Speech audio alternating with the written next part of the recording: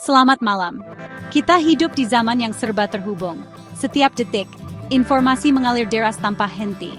Dari layar gawai di genggaman tangan kita, hingga sistem kompleks yang menggerakkan kota, semua ini adalah buah dari informatika. Informatika, secara sederhana, adalah ilmu tentang bagaimana kita mengumpulkan, menyimpan, mengolah, dan menyebarkan informasi menggunakan teknologi komputer. Ini bukan sekadar tentang coding atau membuat aplikasi. Ini adalah fondasi dari dunia digital yang kita tempati hari ini. Ia adalah mesin tak terlihat yang terus berputar, mengubah cara kita hidup, bekerja, bahkan berpikir. Tanpa kita sadari, setiap klik, setiap gesekan layar adalah bagian dari ekosistem informatika yang masif dan terus berkembang, membentuk realitas baru bagi kita semua. Coba kita lihat sekeliling kita. Bangun tidur, kita mungkin langsung memeriksa notifikasi di ponsel. Saat bekerja, kita mengandalkan email dan aplikasi kolaborasi untuk terhubung dengan rekan kerja.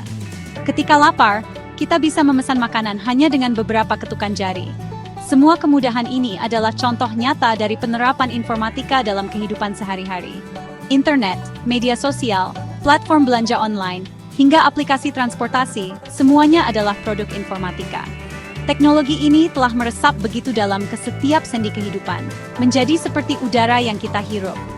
Ia tidak lagi menjadi pilihan, melainkan sebuah keniscayaan yang harus kita hadapi dan kelola dengan bijak untuk kemaslahatan bersama. Pengaruh informatika tidak berhenti di ranah personal. Ia telah merevolusi berbagai sektor krusial. Di dunia pendidikan, kita melihat bagaimana platform belajar daring memungkinkan pengetahuan diakses dari mana saja, mendobrak batasan geografis. Di bidang ekonomi, e-commerce membuka pintu bagi para pelaku usaha kecil untuk menjangkau pasar yang lebih luas, menciptakan peluang yang sebelumnya tak terbayangkan. Sektor kesehatan pun merasakan dampaknya, melalui rekam medis digital yang efisien dan layanan telemedicine yang mendekatkan dokter dengan pasien. Bahkan di pemerintahan, layanan publik kini bertransformasi menjadi lebih transparan dan mudah diakses melalui sistem e-government. Informatika adalah kekuatan transformatif yang mendorong kemajuan di berbagai lini. Namun, di tengah segala kemajuan ini, kita harus tetap waspada. Setiap teknologi besar membawa serta tanggung jawab yang besar pula. Kekuatan informatika yang mampu menghubungkan miliaran orang juga memiliki potensi untuk disalahgunakan. Ia bisa menjadi alat untuk menyebarkan kebaikan, tetapi juga bisa menjadi senjata untuk memecah belah. Oleh karena itu, memahami informatika bukan lagi sekadar urusan para ahli teknologi. Ini adalah literasi dasar yang harus dimiliki oleh setiap warga negara di era digital. Memahami cara kerjanya, menyadari dampaknya, dan belajar menggunakannya secara bertanggung jawab adalah kunci untuk memastikan bahwa teknologi ini benar-benar melayani kemanusiaan, bukan sebaliknya. Informatika adalah pedang bermata dua. Di satu sisi, ia menawarkan manfaat yang luar biasa besar. Komunikasi menjadi jauh lebih mudah dan murah. Dulu, untuk berbicara dengan kerabat di luar negeri, kita harus merogoh kocek dalam-dalam. Kini, dengan panggilan video, jarak seolah tak lagi berarti. Informasi yang tadinya sulit dijangkau, kini tersedia di ujung jari. Siswa di desa terpencil bisa mengakses materi pelajaran dari universitas terbaik dunia. Efisiensi kerja meningkat pesat berkat otomatisasi dan perangkat lunak yang canggih. Pekerjaan yang dulu memakan waktu berhari-hari, kini bisa diselesaikan dalam hitungan jam.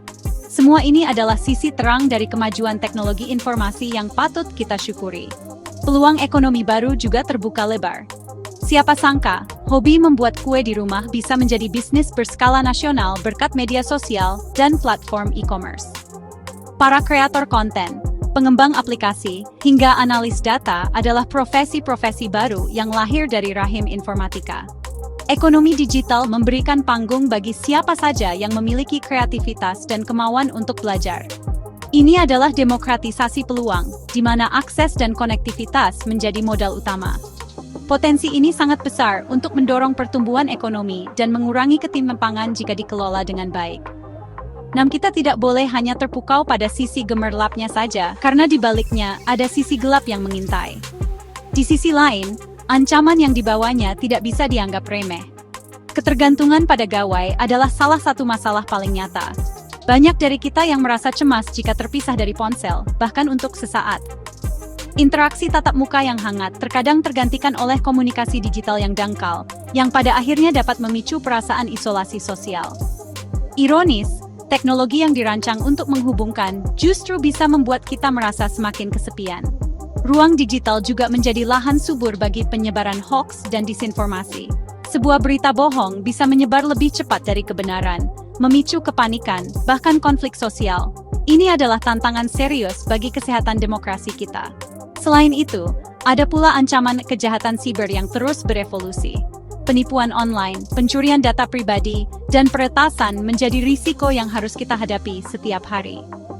Di sisi lain, otomatisasi yang meningkatkan efisiensi juga mengancam keberadaan beberapa jenis pekerjaan. Pekerja di sektor manufaktur, administrasi, dan layanan pelanggan harus bersaing dengan mesin yang lebih cepat dan murah. Ini menciptakan tantangan baru berupa potensi peningkatan pengangguran struktural. Kesenjangan digital, di mana sebagian masyarakat tidak memiliki akses atau keterampilan untuk menggunakan teknologi, juga memperlebar jurang ketidaksetaraan. Pertanyaannya, bagaimana kita memaksimalkan manfaatnya sambil meminimalkan risikonya? Mari kita lihat dua sisi mata uang ini dalam kisah nyata. Saat pandemi COVID-19 melanda dunia, informatika menunjukkan perannya sebagai pahlawan. Sekolah dan universitas terpaksa ditutup, namun proses belajar mengajar tidak berhenti total. Berkat platform belajar daring, jutaan siswa dan mahasiswa dapat terus menimba ilmu dari rumah. Guru dan dosen beradaptasi dengan cepat, memanfaatkan teknologi untuk menyampaikan materi, memberikan tugas, dan berinteraksi dengan murid-muridnya. Ini adalah bukti nyata bagaimana informatika bisa menjadi solusi di tengah krisis. Tanpa infrastruktur digital yang ada, kita mungkin akan menghadapi generasi yang hilang pendidikannya. Kisah ini menunjukkan daya adaptasi dan resiliensi yang luar biasa dari masyarakat berkat teknologi. Di sektor ekonomi, kita bisa melihat kisah Ibu Ani, seorang pengrajin tenun dari sebuah desa kecil. Dulu, ia hanya bisa menjual produknya di pasar lokal dengan keuntungan yang terbatas. Namun setelah anaknya mengajarinya cara menggunakan media sosial dan platform e-commerce, dunianya berubah. Karyanya kini bisa dilihat oleh pembeli dari seluruh Indonesia, bahkan dari luar negeri. Pesanan datang silih berganti, dan ia bisa mempekerjakan tetangganya untuk membantu produksi. Kisah Ibu Ani adalah satu dari ribuan contoh bagaimana informatika memberdayakan ekonomi kerakyatan. Ia memberikan akses pasar yang adil, dan memungkinkan talenta-talenta lokal untuk bersinar di panggung yang lebih besar, mengubah nasib keluarga dan komunitasnya. Namun, di balik kisah sukses, ada pula cerita pilu. Pak Budi, seorang pensiunan yang baru belajar menggunakan internet, tergiur oleh tawaran investasi online yang menjanjikan keuntungan besar dalam waktu singkat.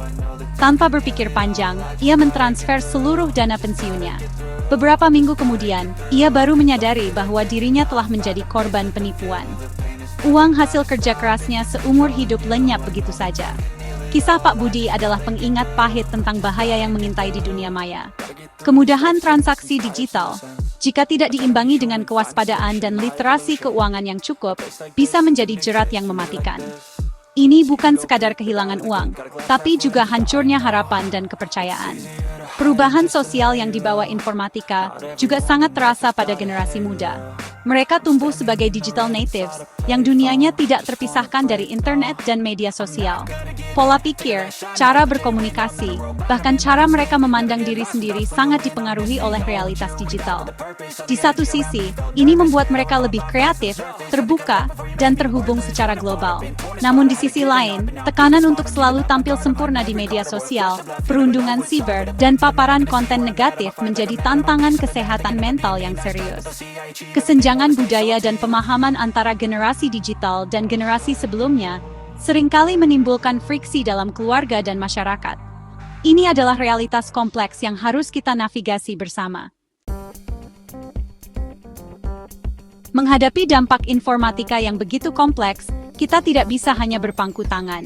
Kita tidak bisa menolak teknologi, tetapi kita juga tidak boleh menerimanya secara buta. Langkah pertama dan terpenting adalah membangun literasi digital yang kuat di seluruh lapisan masyarakat. Literasi digital bukan hanya soal bisa mengoperasikan gawai. Ini adalah tentang kemampuan untuk menemukan, mengevaluasi, dan menggunakan informasi secara kritis dan bertanggung jawab. Kita harus bisa membedakan mana fakta dan mana hoax. Kita perlu mengajarkan anak-anak kita sejak dini tentang jejak digital dan pentingnya menjaga privasi.